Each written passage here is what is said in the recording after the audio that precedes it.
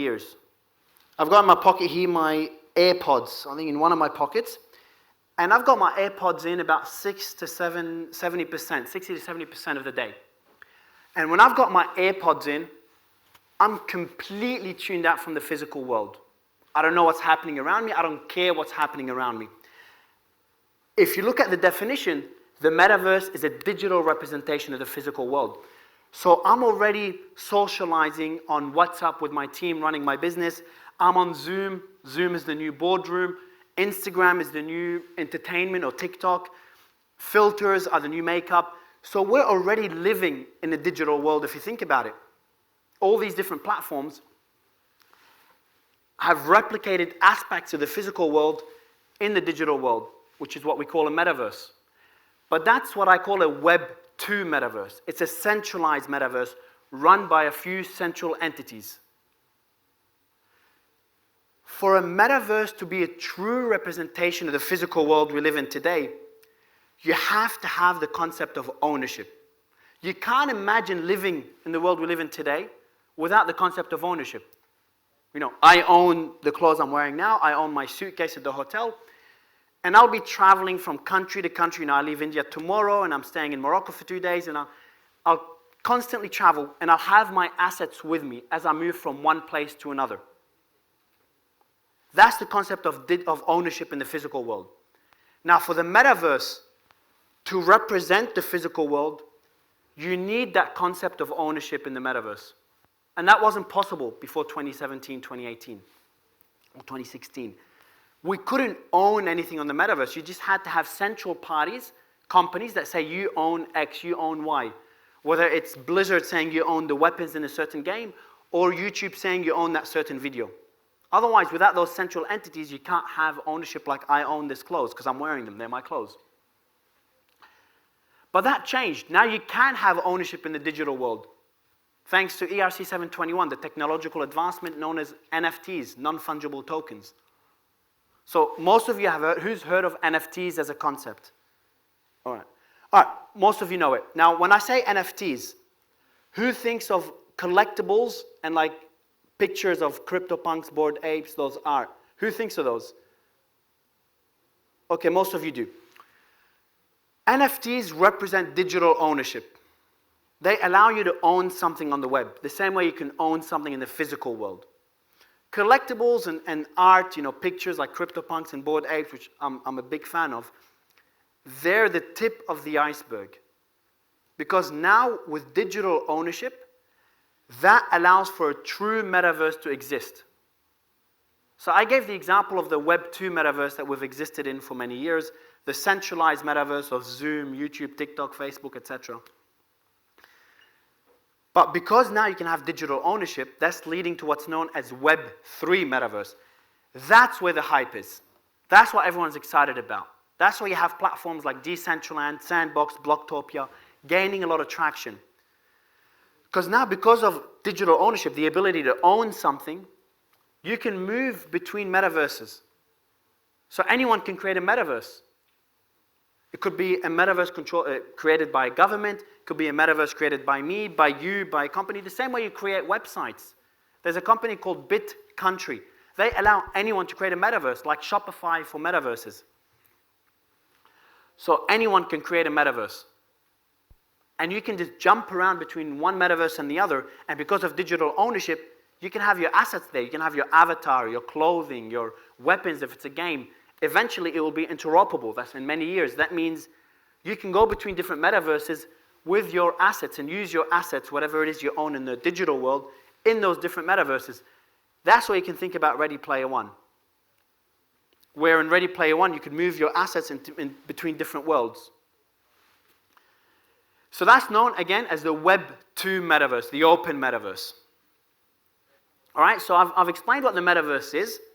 I've explained Web 2 metaverses that are centralized metaverses. I've explained Web 3 metaverses, the decentralized metaverse, a true representation of the physical world, and the concept of ownership. Now, I started by saying the human brain overestimates the short-term impact of innovation. So, having said that, where do we see the space in the short term? Where will the early adopters be in the space? Unsurprisingly, it's gamers. For gamers, the concept of metaverse makes a lot of sense. They already live in a whole completely virtual world, tuned out from the physical world. That means they can go on their computer or put their goggles on and just live a completely different life to the physical world. So it's very normal for gamers to embrace the metaverse. And how is that process going? So I'm trying to explain to you now how the process is evolving, so you know where to focus, because many of you want to potentially run a business or enter the metaverse or understand the metaverse. So I'll explain to you how it's evolving right now. It all started with play-to-earn games, which is probably the first real use case of an open metaverse. Play-to-earn. Who's heard of the concept play-to-earn in Axie Infinity? All right, cool, a few of you. So you understand the concept, where you can actually buy your assets in a game called Axie Infinity, for example, Axies, or there's another game that I'm a big fan of called Sidus Heroes. You can buy your spaceship there. And then in Axie, you battle other Axies, and you win SLP, the native token, which you can then turn to fiat. So that's the way to make money within that game, and it's called play to earn. That means the only purpose to play it is to make money. It's not fun yet. There's no other reason to play it. That's the beginning.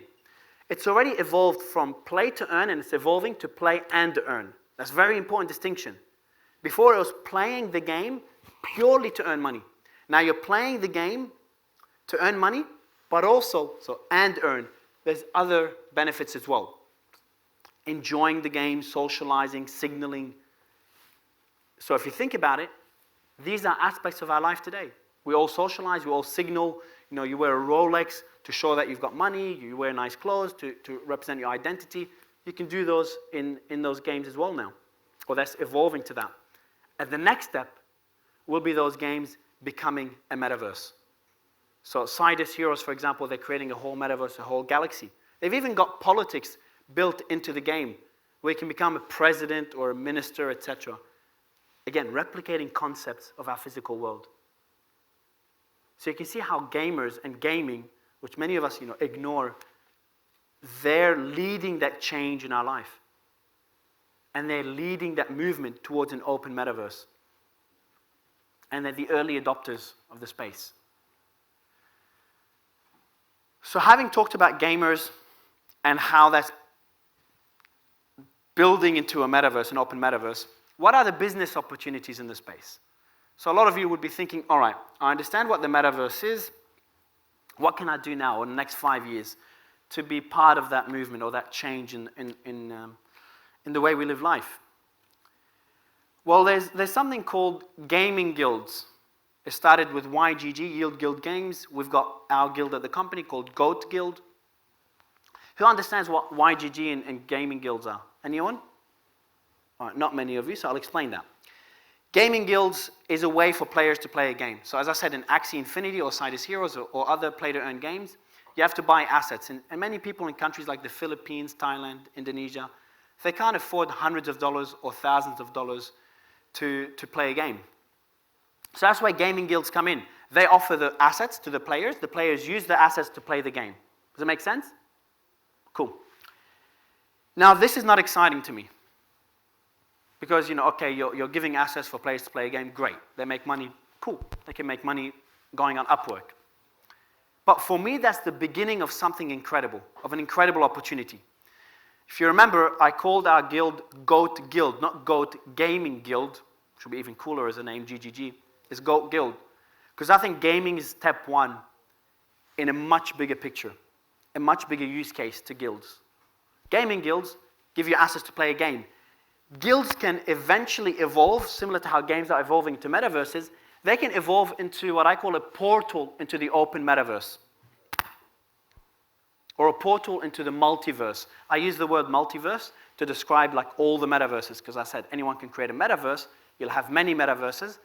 The system in which they all operate, like Earth for metaverses, I call the multiverse. So it's a way to differentiate them.